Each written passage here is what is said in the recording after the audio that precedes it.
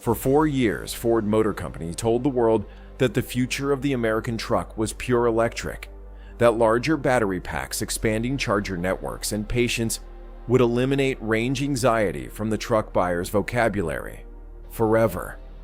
Ford was wrong on the first morning it opened the factory. The Li Auto L9 just proved every word of it wrong.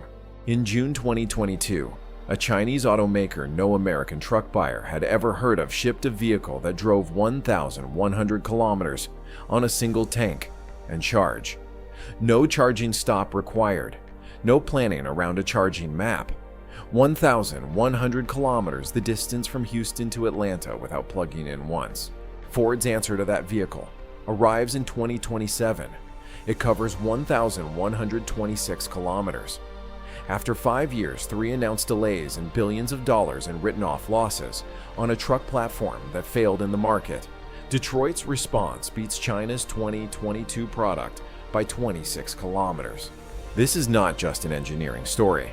This is a corporate accountability story, a supply chain story, a story about what happens when the most powerful truck industry in human history mistakes a marketing campaign for a product strategy.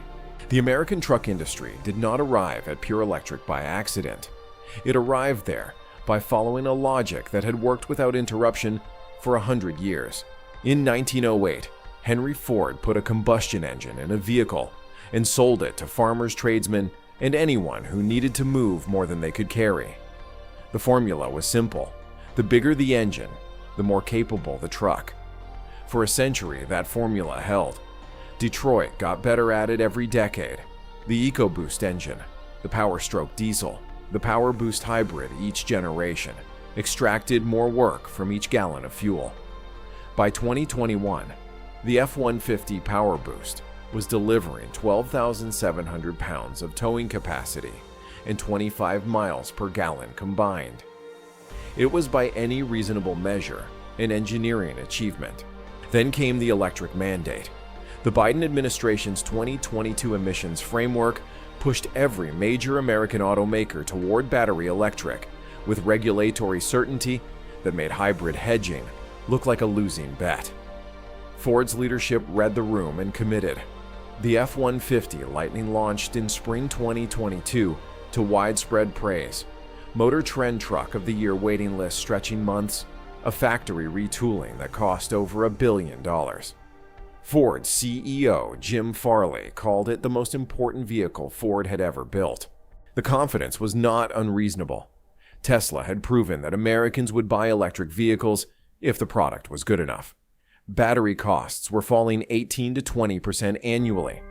The supercharger network was expanding. The math on a spreadsheet worked. What the spreadsheet did not account for was a factory in Changzhou, China, already shipping a different answer. One that did not require the charger network to exist, did not require the buyer to change their behavior, and did not require a bet on battery costs falling fast enough to make the unit economics work. While Ford was taking delivery of its first Lightning press fleet, Li Auto was shipping its 1,000th L9. Every combustion engine in history has one fundamental problem. It only runs efficiently at a narrow band of RPM. Below that band, idling in traffic, crawling up a grade, it burns fuel inefficiently. Above it, accelerating hard towing at highway speed, it burns fuel inefficiently again. The PowerBoost hybrid in the F-15 partially addresses this with electric assist, but it cannot escape the core constraint. The gasoline engine is still mechanically connected to the wheels. It still has to rotate at whatever speed the road demands, not whatever speed thermodynamics prefers.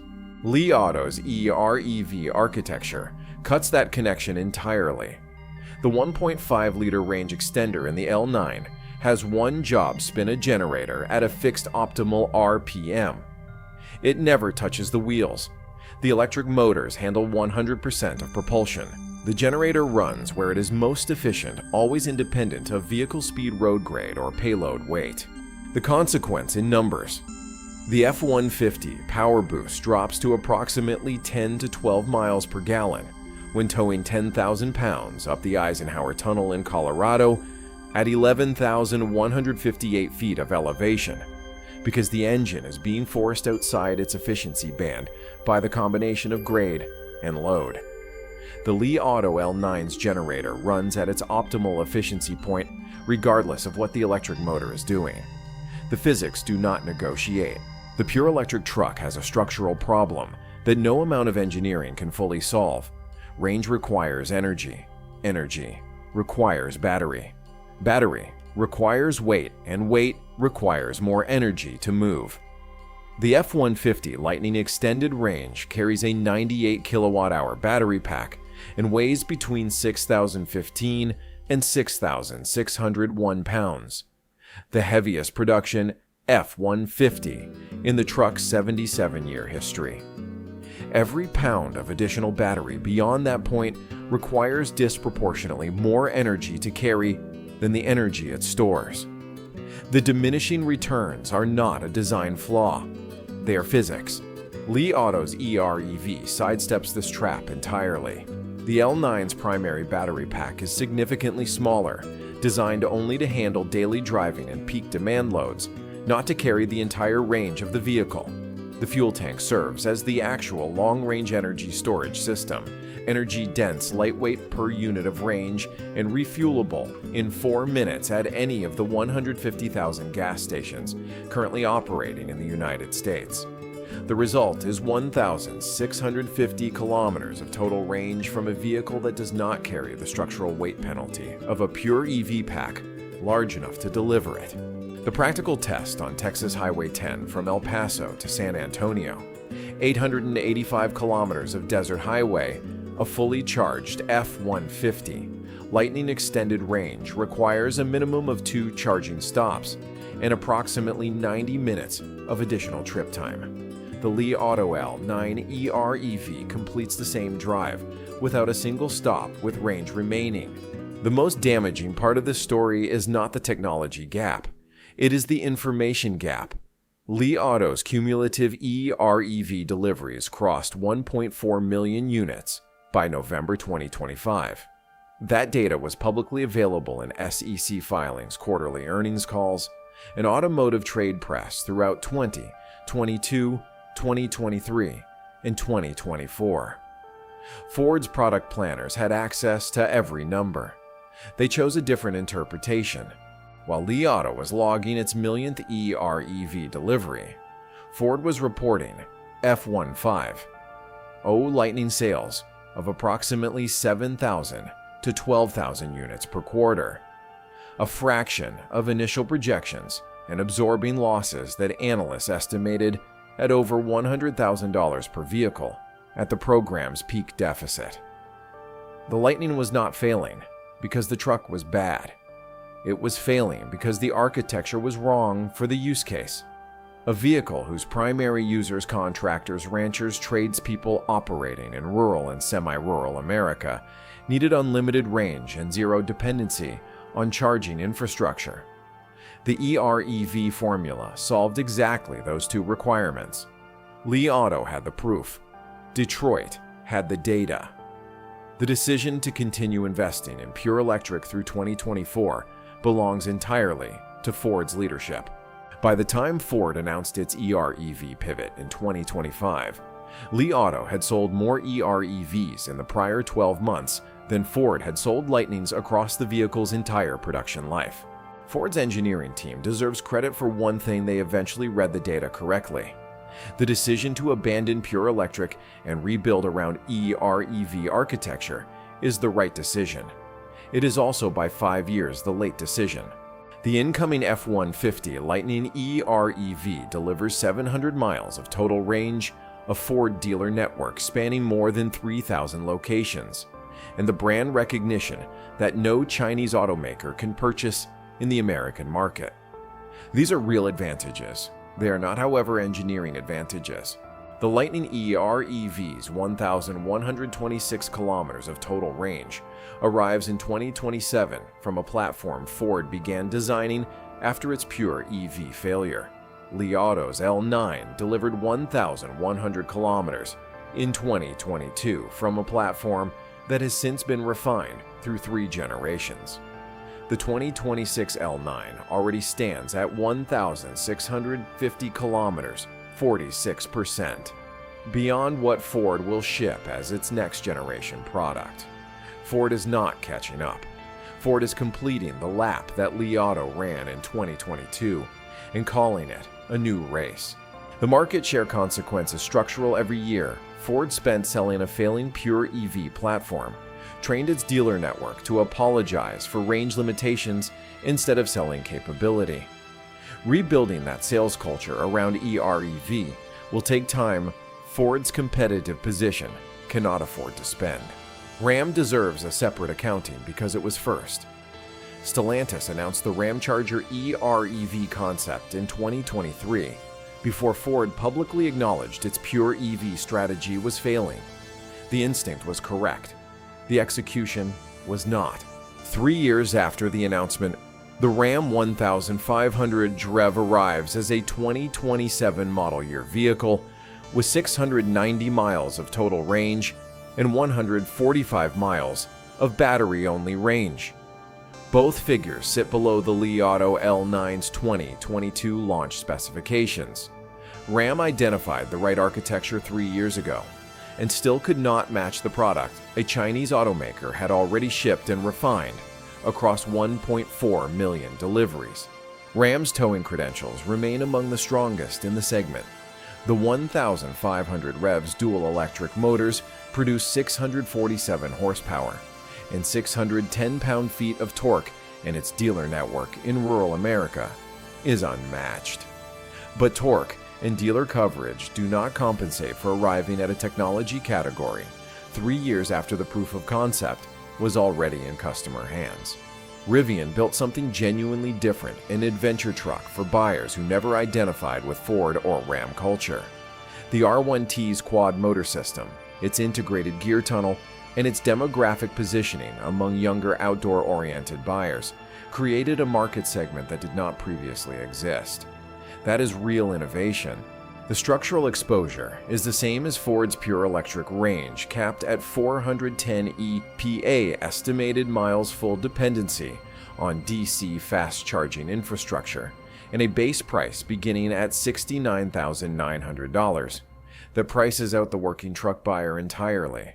An EREV at equivalent capability costs less to manufacture, serves a wider geographic market, and eliminates the charging variable that defines whether the vehicle is usable or not in rural America. Rivian's position is not threatened by Li Auto today.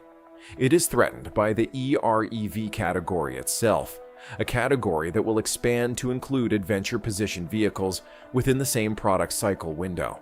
The tariff wall around Chinese vehicles currently stands at 100%. It will not save Detroit's EREV program. Tariffs protect market access.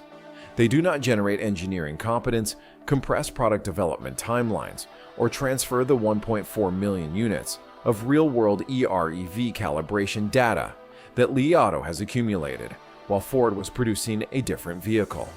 Every year Ford spends building its first-generation EREV is a year Li Auto spends refining its third. The tariff holds the door closed. It does not build anything behind it. The supply chain picture contains a specific irony that American energy policy has not fully processed. The EREV architecture is geopolitically friendlier to the United States than pure electric. An EREV truck runs on gasoline, a commodity the United States produces in surplus, refines domestically, and distributes through 150,000 retail locations already in operation. The charging infrastructure dependency that made pure EV trucks strategically vulnerable in rural America disappears entirely. Ford's EREV pivot, driven by competitive failure, accidentally produces an energy security outcome that its original Lightning strategy could not have delivered. The battery cell dependency remains. Ford's EREV will carry a primary battery pack, and the dominant LFP chemistry for that cell type is controlled overwhelmingly by Chinese manufacturers CATL and BYD together, hold over 50% of global LFP production capacity. American battery manufacturing under the Inflation Reduction Act is scaling, but not at the speed the 2027 ship date requires. Ford will source EREV battery cells from a supply chain. It does not control for a product it designed in response to a competitor. It declined to study for 3 years. The UAW dimension is the most politically sensitive. The Lightning's Dearborn assembly facility was retooled for pure electric production at significant cost and union negotiation. The EREV pivot requires a different manufacturing configuration, different suppliers, different assembly sequence, different component tolerances. The transition creates a gap in production volume that translates directly to hours on the floor. Workers who were told pure electric was the guaranteed future of their plant are now being told the plan has changed. This is not the first time Detroit's strategic miscalculations have been paid for by its workforce. It will not be the last unless the decision-making process changes with the product. What happens next depends not on tariffs, but on whether American engineering culture can move faster than it has in the last 40 years. The architecture war is over. EREV won. Li Auto proved it in 2022 with 1.4 million deliveries, and Ford confirmed it in 2025 by dismantling its pure electric program and rebuilding from the blueprint China had already published. What remains is not a technology question. Ford will ship its EREV. Ram will ship its EREV. Both will be competent vehicles with real dealer networks and real brand equity behind them. The American truck market will not collapse overnight. It never does. What remains is a timeline question, and timelines in the automotive industry are measured in product cycles, not press releases. Li Auto is entering its 4th EREV generation, while Ford ships its first. The gap between a first-generation product and a 4th-generation product is not closed by good marketing or a familiar badge. It is closed by time capital and accumulated engineering knowledge. 3 things Ford does not currently have in surplus relative to a competitor that has been running this race since 2022. Ford's 2027 F-150 Lightning EREV will cover 1,126 kilometers. The 2026 Li Auto L9 covers 1,650 kilometers today. By the time Ford reaches its second EREV generation, call it 2029 at the earliest, Li Auto will be shipping its 5th. The question is not whether American engineers can build a competitive EREV. They can. The question is whether Detroit's product cycle, its supplier relationships, its capital allocation decisions, and its organizational willingness to treat a Chinese automaker as a serious benchmark rather than a temporary anomaly will allow those engineers to close a gap that is now measured in years, not specifications. History does not wait for the factory to finish retooling.